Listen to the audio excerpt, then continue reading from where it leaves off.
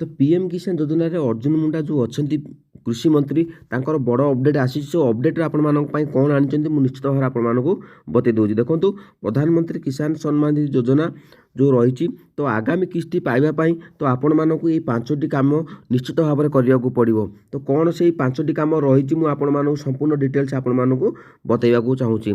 तेबे पीएम किसान ले जो माने जड़ित अच्छा पीएम किसान जो मैंने लाभ पाँच जो मैंने लाभ पाइबा जाऊँच से पांचटी कम निश्चित भाव में करने पड़ो। देखो ये पांचटी कम निश्चित भाव जब आपने सठिक भाव में करेंगे तेज आपण मैंने पीएम किसान योजना लाभ निश्चित पाइपर।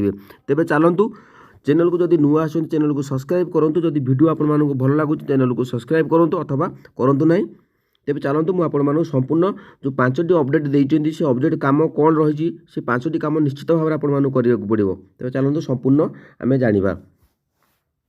तेबे ये देखिपारे ये हूँ अर्जुन मुंडा जी कि आमर कृषि मंत्री अच्छा पीएम किसान सम्मान निधि योजना जो आपण मानक रही 6000 टका अधिक आर्थिक जो सहायता मिलूँ आपण मानक प्रति वर्ष जेहेतु 2024 बजेट लक्ष्य रखी जे आम मैंने आशा करें पीएम किसान चाषी मानी कितना किसी अपडेट आसो लाभ केते टका आपण मानक पाइबे। तो निश्चित भाव आपण मान गोटे प्रश्न थिला जहा हो सेमिति किछि कृषि मानक पई अपडेट आसी नहीं सत किंतु आपण मानक पई किछि ना किछि अपडेट आसी अलगा योजना आपण माने बेनिफिट पाई परिबे अन्य सब योजना जो बाहर छि।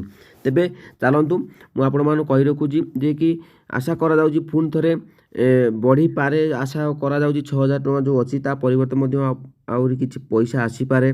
तो अलग स्टेट मानक कौन हो ना पीएम किसान जो केंद्र मंत्री अच्छा तो सॉरी नरेंद्र मोदी जी आम पीएम किसान योजना धर 6000 टका बढ़ा हो तेज जो राज्य सरकार अच्छा तो से हाथ अन्य किसी पैसा आर्थिक सहायता बढ़ा जाऊँगी। जेहेतु कालिया योजना आमर गवर्नमेंट ओडिशा गवर्नमेंट कालिया योजनार बेनिफिट दूसरी तो से भाव में आपण मानक जदि पीएम किसान योजना बाहर स्टेट रे मिलूँ राज्य सरकार अलग किसी योजना से पीएम किसान योजना आड कर अधिक किसी टंका दि जाऊँगी। तो कहवाक गले सेम अर्थ तो ये आपण मानक मुझे कही रखा जाऊँगी जो पीएम किसान योजनार पांचटी जो आपण मानक काम करने को पड़ो से कम आपण मानक मुझे आज बतई दूसरी।